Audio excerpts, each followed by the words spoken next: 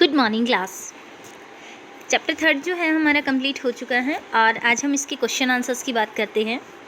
Question number 4 जो है इसमें आपको यहाँ पे कुछ नाम दिए गए हैं, आपको इनके रासायनिक सूत्र लिखने हैं। सबसे पहला इसमें दे रखा है मैग्नीशियम क्लोराइड। तो मैग्नीशियम क्लोराइड का जो फॉर्मूला है वो होगा MgCl2।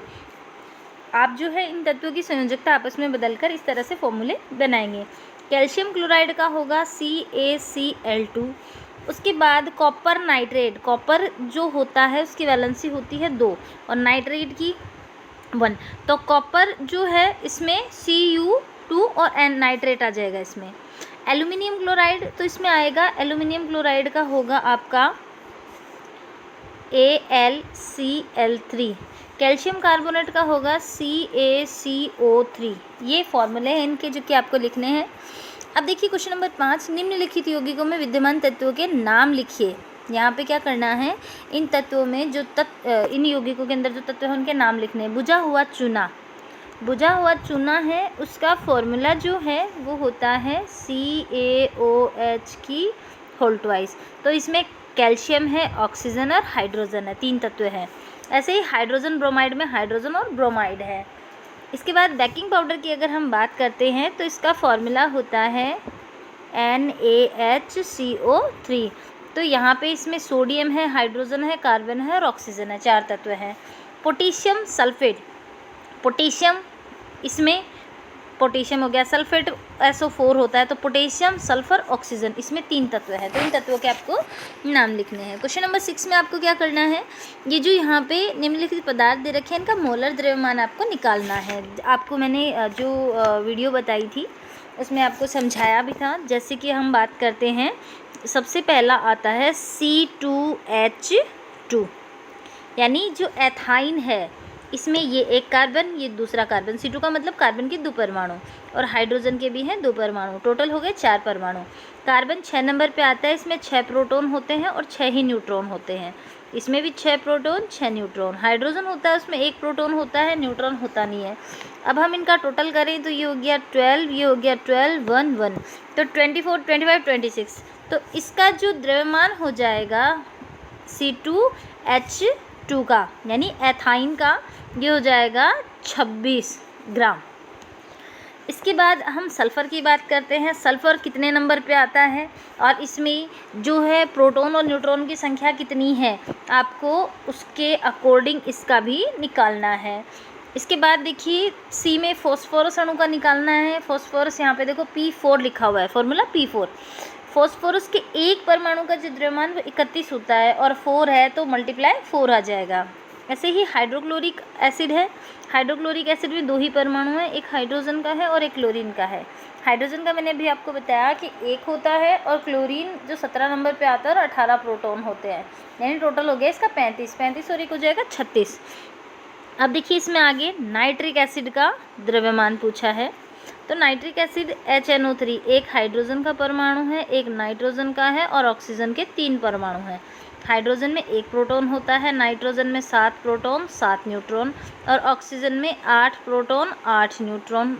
एक ऑक्सीजन परमाणु में 8 प्रोटॉन 8 न्यूट्रॉन होते हैं, तो इन सब में क्या होंगे, 8 प्रोटॉन और 8 न्यूट्रॉन होंगे। इनका टोटल करें तो ये आ गया, हाइड्रोजन में 1 ही रहेगा, नाइट्रोजन का हो जाएगा 14, ऑक्सीजन का हो जाएगा 16, इसका भी हो गया 16 और इसका भी हो गया 16। टोटल अगर हम करें तो ये हो गया इन तीनों का 48 और ये आ गया 15, यानी 36 जो होगा वो होगा इसका आणविक द्रव्यमान। तो इस तरह से आपको क्या करना है, इनके आणविक द्रव्यमान निकालने हैं। क्वेश्चन नंबर 7 देखिए, निम्नलिखित का द्रव्यमान क्या होगा। आपको द्रव्यमान बताना है। 1 मोल नाइट्रोजन परमाणु, अगर हम नाइट्रोजन परमाणु की बात करें तो नाइट्रोजन को हम लिखते हैं N। ये है नाइट्रोजन का परमाणु और ये है नाइट्रोजन का अणु।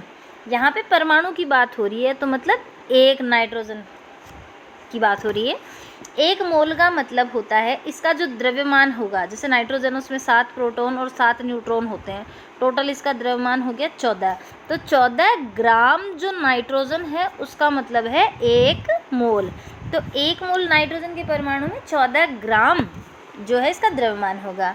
ऐसे ही एल्युमिनियम का देखिए, एल्यूमिनियम है, इसके 4 मोल एल्यूमिनियम परमाणु, एल्यूमिनियम का जो परमाणु है वो है Al, यह आता है 13 नंबर पे, और इसमें 14 होते हैं न्यूट्रॉन। टोटल द्रव्यमान हो गया इसका 27। एक एल्यूमिनियम के परमाणु का हो गया 27 ग्राम द्रव्यमान। यहाँ पे 4 मोल पूछे हैं, 1 मोल का हो गया, 1 मोल का 27 ग्राम, तो 4 मोल का गुणा हो जाएगा 4। तो इसमें मल्टीप्लाई करेंगे तो कितना आएगा, इसका मल्टीप्लाई करेंगे तो देखिए इसमें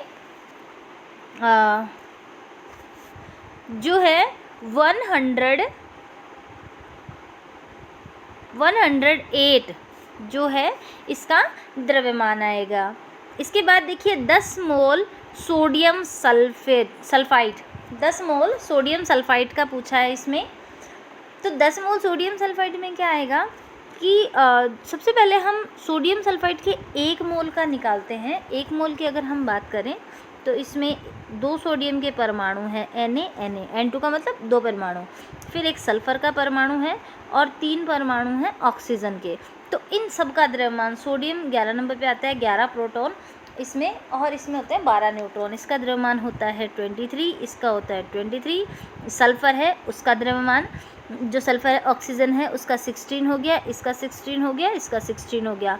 तो इन सबका जो द्रव्यमान होगा उसका टोटल जो होगा वो होगा 1 मोल, और 1 मोल का द्रव्यमान ये है, और 10 से अगर इसको गुणा करते हैं तो वो आ जाएगा 10 मोल का द्रव्यमान। तो आज आपको होमवर्क में क्वेश्चन नंबर 4, क्वेश्चन नंबर 5 जो हैं आपको होमवर्क में करने हैं। Thank you.